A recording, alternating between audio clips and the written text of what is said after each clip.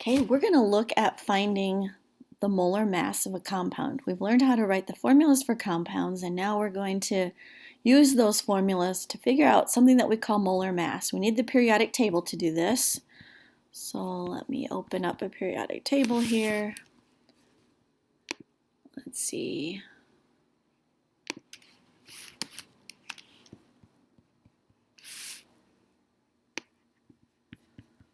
Okay, and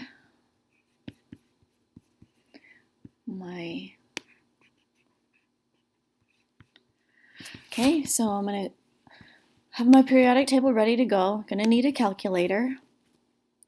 And here are the steps for finding molar mass.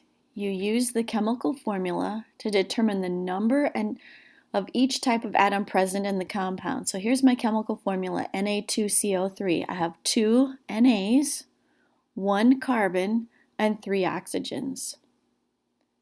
Then for each of those 3 elements, I go to the periodic table and I find the molar mass. And if you want, you can round them to the nearest whole number. That'll be fine. So I look up sodium.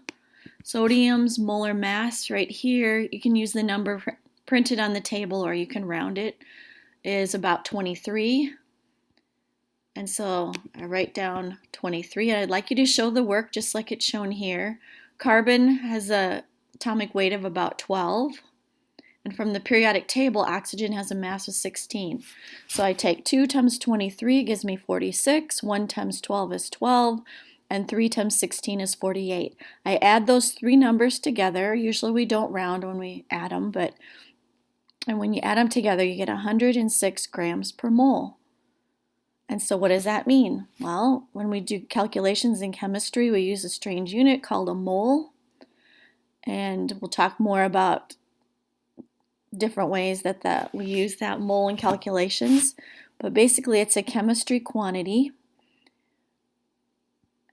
that we're going to use in several different ways. And this is the first way that we're going to use it. So let's look at another example. By the way, we do want to label it grams per mole. That's part of the answer. You don't want to leave it unlabeled.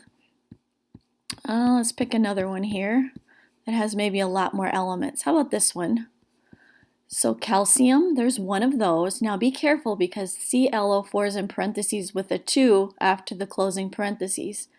So that means everything within the parentheses gets multiplied by 2. So I have 2 times the chlorine here. So there's 2 Cl's. There's 4 O's in the parentheses times 2, so that's a total of 8 O's. I get my masses from the periodic table, multiply across 1 times 40.1, 2 times 35.5, 8 times 16. I add the 3 together, and I get 239.1 grams per mole. So what I'd like you to do is look at the following problems, and we're actually going to try all of them. There's only 10. You'll be able to check your answers on the board. I would like you to do your work on a separate sheet of paper, not on this separate sheet of notebook paper. You'll need to show your work to get full credit, just like the work was shown up here. I know it seems like a lot of work, but that's why I'm going to give you a lot of class time to do it. Okay, check the answers as you go. If you're getting them wrong, consistently getting them wrong, then please call me over and let me see if I could help figure out why that's happening.